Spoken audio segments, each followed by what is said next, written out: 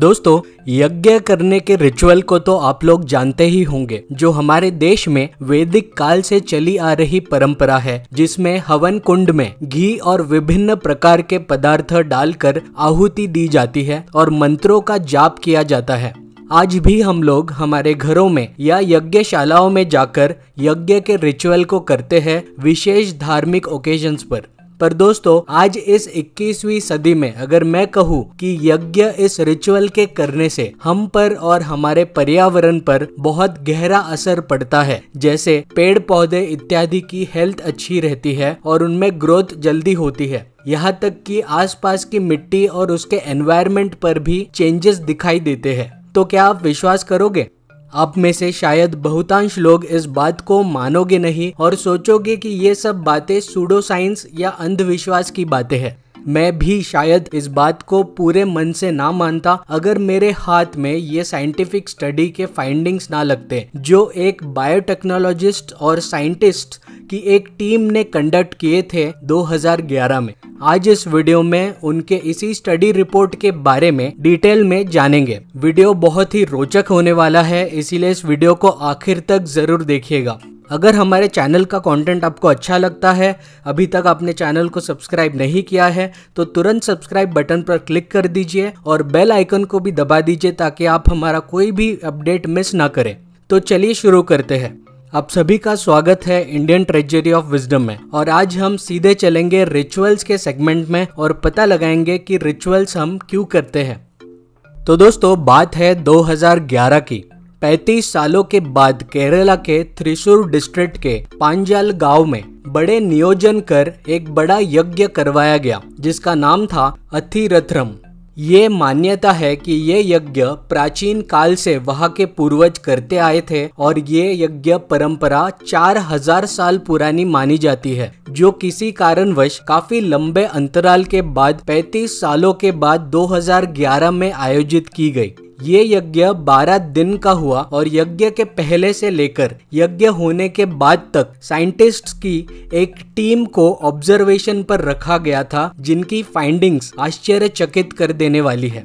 2011 में अथिरथ्रम ये यज्ञ का रिचुअल का प्रोसीजर अप्रैल 4 तारीख से 15 तारीख तक चला था और साइंटिस्ट की टीम जो ऑब्जर्वेशन पर थी, उनको लीड कर रहे थे प्रोफेसर VPN नामपुरी, जो Cochin university of science and technology और इंटरनेशनल स्कूल ऑफ फोटोनिक्स के फॉर्मर डायरेक्टर रह चुके हैं।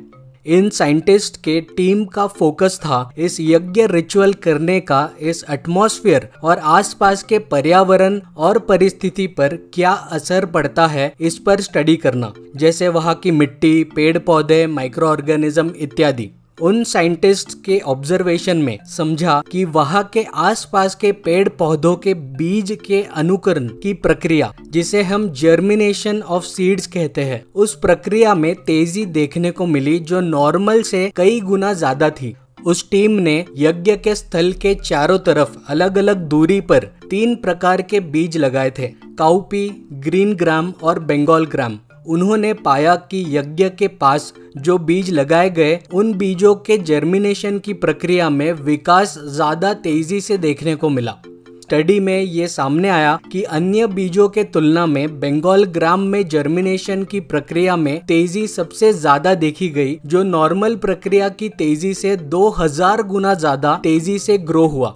प्रोफेसर नामपुरी के अनुसार इस ग्रोथ का कारण उस यज्ञ में बोले जाने वाले मंत्र और उनका निरंतर जाप करना था, क्योंकि मंत्रों के साउंड ये एक तरीके के वाइब्रेशंस है और निरंतर रूप में बार बार किए गए पॉजिटिव वाइब्रेशंस के वजह से जर्मिनेशन की प्रक्रिया में ऐसी गति देखने को मिली, ऐसा उनका मानना था।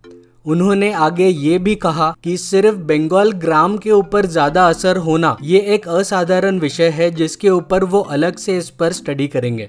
साइंटिस्टों ने एटमॉस्फेयर पर असर को स्टडी करने के लिए 3 स्थानों पर बैक्टीरियल कॉलोनीज के ऊपर निरीक्षण रखा था और उनकी गिनती पर ध्यान केंद्रित किया था, जो है यज्ञशाला के भीतर, यज्ञशाला से 500 मीटर की दूरी पर और यज्ञशाला से 1.5 किलोमीटर की दूरी पर। यज्ञ से पहले, यज्ञ के दौरान और यज्ञ हो जाने के 4 दिनों के बाद किए गए माइक्रोबियल विश्लेषण से ये पता चला कि यज्ञशाला के आसपास की हवा शुद्ध थी और उनमें माइक्रोबियल कॉलोनीज की संख्या काफी कम हो गई थी।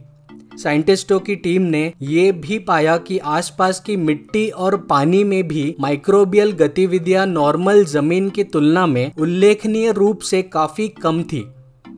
दोस्तों, ये जो अथिरथ्रम यज्ञ है, ये 2011 के पहले 1975 में अमेरिका के रिसर्चर और इंडोलॉजिस्ट फ्रिट्ज स्टॉल ने ऑर्गेनाइज करवाई थी हार्वर्ड, बर्कले और हेलसिंकी यूनिवर्सिटी से ग्रांट्स लेकर। साइंटिस्ट की टीम ने 2011 के इस यज्ञ के होने के बाद 1975, 1956 और 1918 में किए हुए पुराने यज्ञ के पुराने ईंटों, जो कि नंबूथिरीन होम्स नामक एक जगह पर संभाल कर रखी गई है, उनकी जांच की और इस जांच में जो सामने आया वो सही में चौंका देने वाली बात है। उनके फाइंडिंग्स के हिसाब से वो ईंटें इतने वर्षों के बाद भी माइक्रोबियल प्रेजेंस से रहित थे। ये एक संकेत है कि इस यज्ञ के इफेक्ट्स लंबे समय तक रहते हैं और ये इफेक्ट्स एटमॉस्फेयर और आसपास के पर्यावरण पर कितने समय तक रह सकते हैं, ये आगे स्टडी करने की जरूरत है, ऐसा उन साइंटिस्ट्स का कहना था।